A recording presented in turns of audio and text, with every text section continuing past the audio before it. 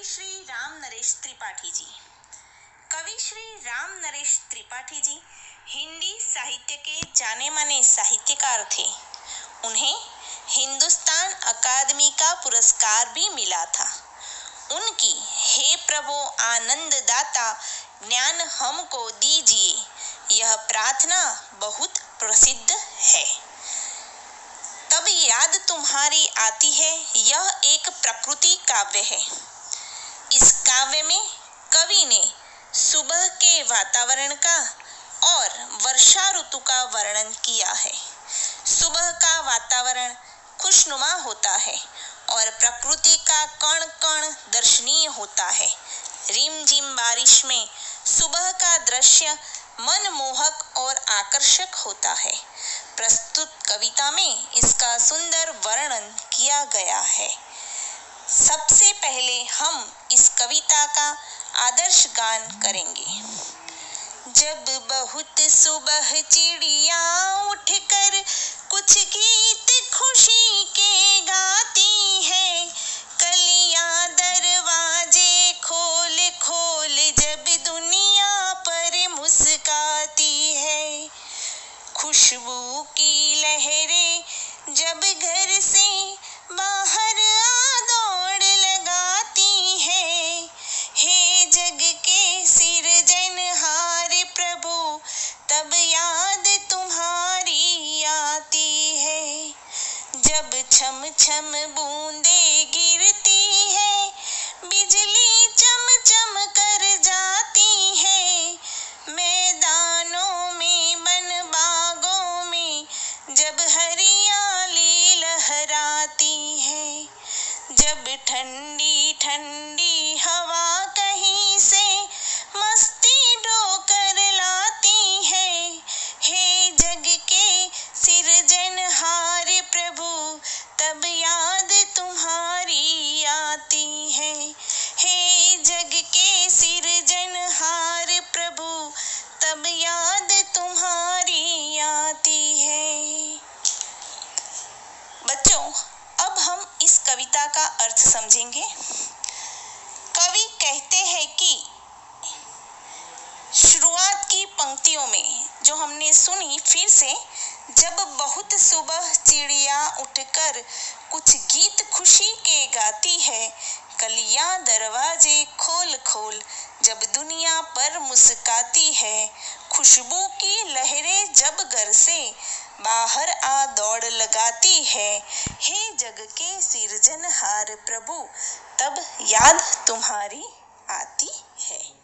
यहाँ पे कवि कहते हैं कि जब बहुत सुबह, जिसका अर्थ है बड़े सवेरे, प्रातः काल के समय 4:30 या 5-6 बजे, जब हम सब अपने बिस्तर पर सो रहे होते हैं, तब आप खिड़की दरवाजे खोलकर सुनेंगे तो चिड़िया की चहचहाने की आवाज, चिड़िया मतलब पंछी, आवाज हमें आती है।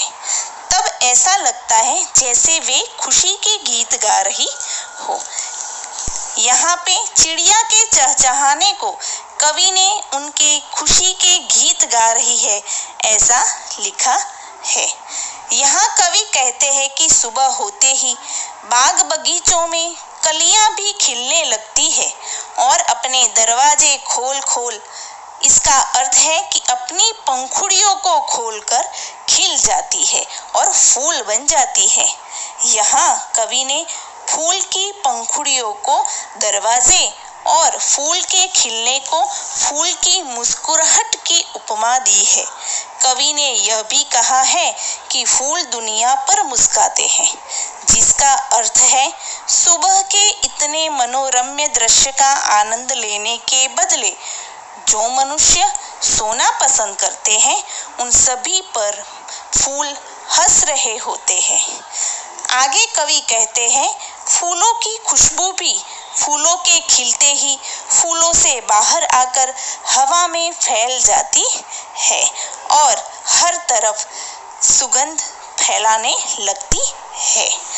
यहाँ पर अंत में फिर कवि कहते हैं कि प्रकृति के इन सभी मनोरम्य दृश्यों को देखकर मुझे हे ईश्वर तुम्हारी याद आती है।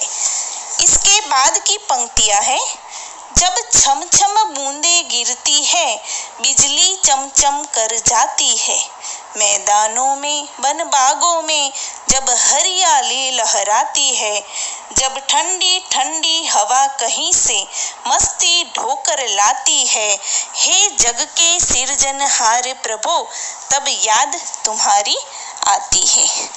यहाँ कवि कहते हैं कि जब वर्षा ऋतु के मौसम में बारिश की बूंदें छम छम आवाज के साथ गिरती है, जब बिजली चमकती है, बारिश होने से प्यासी धरती को पानी मिलता है और धरती पर हर तरफ वन, मैदान, बाग, बगीचे, खेत, पहाड़, हर तरफ हरियाली छा जाती है। पेड़ पौधे हरे भरे होकर झूम उठते हैं, खेतों में हरी भरी फसलें लहराने लगती है, बारिश अपने साथ ठंडी ठंडी हवा को भी लाती है। कवि कहते हैं कि ठंडी ठंडी हवा अपने साथ मस्ती को उठा कर लाती है, जिसका अर्थ है कि ठंडी हवा अपने साथ साथ ढेर सारा आनंद भी लेकर आती है, जिससे हम खुशी से झूम उठते हैं।